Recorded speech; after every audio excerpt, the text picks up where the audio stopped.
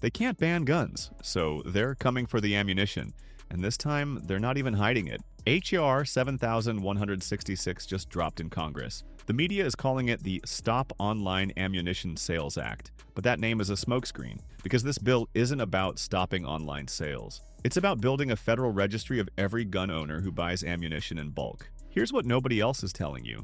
This bill creates a three-tier reporting system that funnels your purchasing data to the U.S. Attorney General, state law enforcement, and local police, all for buying more than 1,000 rounds in 5 days. That's not crime prevention. That's surveillance infrastructure. And the timing matters, because this bill is being introduced right as courts are striking down state ammunition bans using Bruen. California's ammunition background check system is being challenged. New York's purchase restrictions are under attack. So now Congress is trying to create a federal framework that would override those court victories. This is the new strategy. If they can't ban guns and courts won't let them ban ammunition, they'll make it so expensive, so inconvenient, and so invasive that you stop buying it voluntarily. Let's break down what H.R. 7166 actually does, why it's more dangerous than you think, and how it fits into a larger strategy you need to understand. Chapter 1. What H.R. 7166 actually does. The three control mechanisms. Let's cut through the political language and look at what this bill actually creates. H.R. 7166 establishes three separate control mechanisms, each targeting a different aspect of ammunition access. Mechanism 1. Eliminating direct-to-consumer sales. The bill requires all ammunition purchases to involve face-to-face verification by a federal firearms licensee. That means even if you buy ammunition online, it must be shipped to an FFL, and you must appear in person to pick it up. The FFL must physically examine your identification and verify your eligibility to possess ammunition. This mirrors what California already does with its ammunition background check system. But here's what makes this different from just picking up a firearm. There's no standardized process for ammunition verification across FFLs. Some will charge $10, some will charge $50. Some will refuse to deal with ammunition transfers altogether because the liability and paperwork aren't worth the hassle. Mechanism 2. Federal licensing of ammunition dealers. The bill creates a new category of federal license specifically for ammunition sales. This isn't just extending FFL requirements to ammo dealers. This is a separate licensing scheme with its own compliance costs, record-keeping requirements, and inspection protocols. What does that accomplish? It reduces the number of places you can buy ammunition. Small retailers who currently sell ammo but don't have an FFL won't pay for a specialized ammunition license. Rural areas lose ammunition access. Prices go up because competition decreases. Mechanism 3. Mandatory reporting of bulk purchases. This is the registry mechanism everyone is missing. If you purchase more than 1,000 rounds within 5 business days, the seller must report your purchase to 3 separate entities: the U.S. Attorney General, state law enforcement, and local law enforcement. Think about what that creates. A database of every gun owner who trains regularly, competes in shooting sports, or believes in maintaining an ammunition stockpile. A permanent record of what you bought, when you bought it, and how much you bought. That's not crime prevention. That's building a registry. Chapter 2. The California Model. A case study in failure. Here's why this bill matters. It's trying to take California's ammunition control system and force it on the entire country. California implemented its ammunition background check law in 2019, and we have real data now on how it actually works. The system has processed millions of ammunition transactions, and according to California DOJ data, the denial rate for ammunition purchases is 0.03%. That's 0.03%. In other words, for every 10,000 ammunition purchases, the system denies 3 people. And many of those denials are false positives, people with common names flagged incorrectly, or administrative errors in the database. So what did California's system actually accomplish? It didn't stop criminals. It created inconvenience for millions of law-abiding gun owners. It drove up ammunition costs. It eliminated direct-to-home shipping. And it created a permanent database of who's buying ammunition in California. That's the model H.R. 7166 wants to implement nationwide. But here's what Congress doesn't want you to know.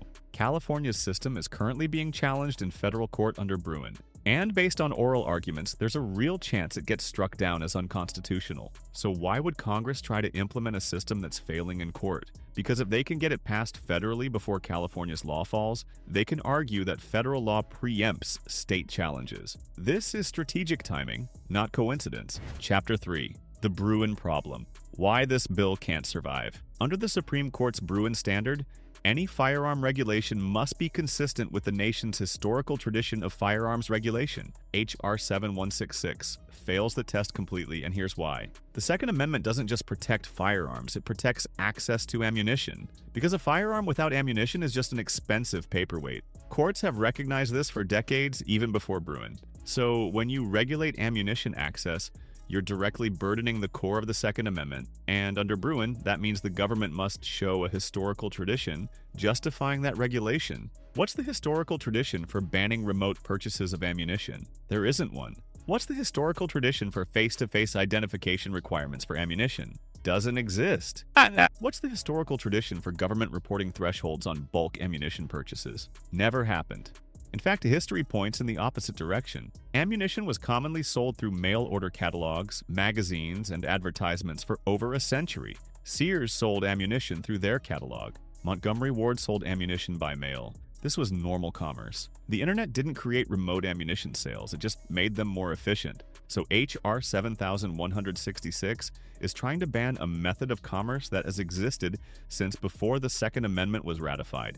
And Bruen says that's unconstitutional. The sponsors of this bill know it won't survive a court challenge, but they're hoping to create years of litigation during which the law remains in effect, forcing compliance and building the registry they actually want. Chapter 4. The registry nobody's talking about. Let me explain what this bulk purchase reporting requirement actually creates, because this is the part other gun channels aren't covering. If you buy 1,000 rounds in 5 business days, that gets reported to the U.S. Attorney General, federal database, state law enforcement, state database, local law enforcement, local database. Now think about what information the report contains. Your name, your address, what ammunition did you buy, how much did you buy, when you bought it, where did you buy it. That's not a one-time report. That's a permanent record entered into multiple databases. And here's what makes this dangerous. Once that data exists, it can be cross-referenced. The ATF can compare ammunition purchases to firearm purchase records from 4473 forms. State agencies can track purchasing patterns.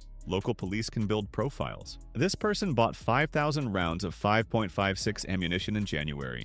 They must own AR-15S. This person bought 2,000 rounds of 9mm every month for 6 months. They're either a competitive shooter or they're stockpiling. That's registry infrastructure being built under the guise of crime prevention. And once that infrastructure exists, it becomes permanent. Future administrations can lower the reporting threshold. They can expand what gets reported. They can use the database for confiscation if laws change. This isn't paranoia. This is how incremental gun control works. You build the infrastructure when you can, then you expand it when you have the political power. Chapter 5. Who this really targets. Let's be clear about who H.R. 7166 actually affects. Criminals don't buy ammunition online under their own names. They don't submit identification. They don't care about reporting thresholds. They source ammunition through theft, straw purchases, or black market sales. So who does this bill target? Competitive shooters who burn through 1,000 rounds in a single match and buy in bulk because it's cheaper. Firearms instructors who go through thousands of rounds per month teaching classes need to buy ammunition at the best prices available. Rural gun owners who don't have local ammunition sources and rely on online purchasing because the nearest gun store is 50 miles away.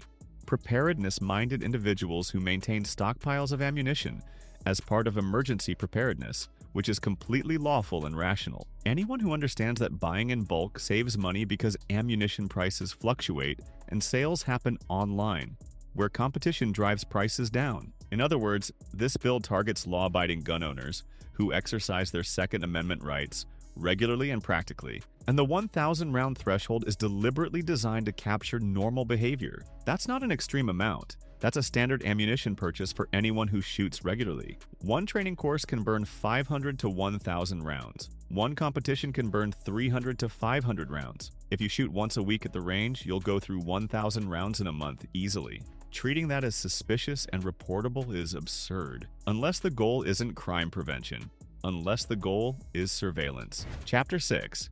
The strategic timing. Why now? So why is H.R. 7166 being introduced right now in 2026, when Democrats don't have the votes to pass it and the administration wouldn't sign it? Because this is about laying groundwork for the midterms and beyond. Right now, states with ammunition restrictions are losing in court. California's background check system is under challenge. New York's requirements are being litigated. Courts are applying Bruen and finding these laws unconstitutional. So, the gun control lobby needs a backup plan. If state laws fall, they need federal legislation ready to go when political power shifts. H.R. 7166 is that backup plan. It's being introduced now so that when Democrats retake control of Congress after a future election, they don't have to draft new legislation. They just resurrected this bill, pushed it through, and forced a court battle that could take years. And during those years of litigation, the law remains in effect. The registry gets built. The infrastructure becomes permanent. This is a long-term strategy. Plant the seed now, water it with political messaging about public safety, and harvest it when power shifts. Gun owners need to understand this playbook, because if you only pay attention during election years, you miss the bills being introduced during off years that set the stage for future battles. Chapter 7. What you must do now. So, what do gun owners do about H.R. 7166? First, contact your congressional representatives immediately. Don't wait for gun rights organizations to send you a pre-written email. Call their offices directly. Here's what you say. I'm calling to express my strong opposition to H.R. 7166, the so-called Stop Online Ammunition Sales Act. This bill creates a federal ammunition registry, violates the Second Amendment, and won't survive constitutional scrutiny under Bruen. I expect you to oppose this bill and any similar legislation. Be specific. Mention the bill number. Explain why you oppose it. Make it clear this is a voting issue. Second, support the organizations that will challenge this bill in court if it passes. Gun Owners of America, Second Amendment Foundation, and Firearms Policy Coalition are the groups doing the actual litigation work. They need resources to fight these battles. Third, talk to other gun owners. Many people don't follow legislation closely. They don't know H.R. 7166 exists. They don't understand what it does. Share information, spread awareness. Fourth, document your ammunition purchases now while you still can. If this bill passes and the registry gets built, you'll want records showing your normal purchasing patterns weren't suspicious. They were standard practice. Fifth, understand that this fight doesn't end if H.R. 7166 dies. They'll introduce another version next session, and the session after that, and the session after that. This is a perpetual battle that requires constant vigilance. Chapter 8. The bigger picture. Ammunition control as gun control. Let me close with the strategic reality gun owners need to understand. The gun control lobby has pivoted. They can't ban AR-15s because courts won't allow it. They can't ban standard capacity magazines because Bruen makes that difficult. They can't implement universal background checks without a registry, and that's politically toxic.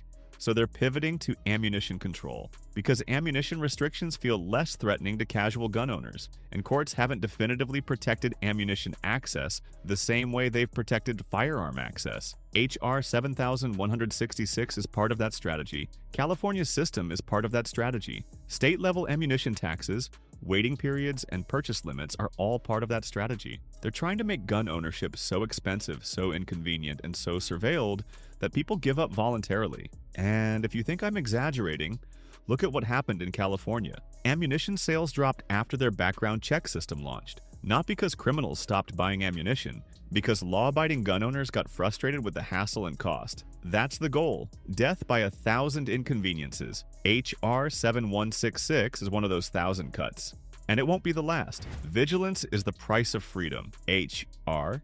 7166 won't pass this session. The votes aren't there, and the administration won't sign it. But that's not the point. The point is building the legislative framework for future battles.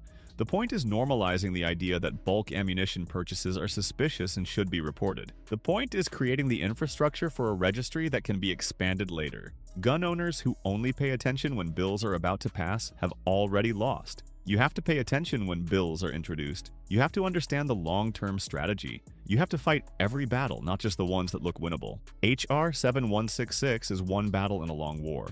We'll cover every development as it happens. Hit that subscribe button right now. Like this video. Share it with every gun owner you know. And drop a comment with your thoughts on ammunition control strategies. As always, thank you for your support and for standing up for constitutional rights. Remember, this nation was built by armed scholars, and this nation will be maintained by armed scholars.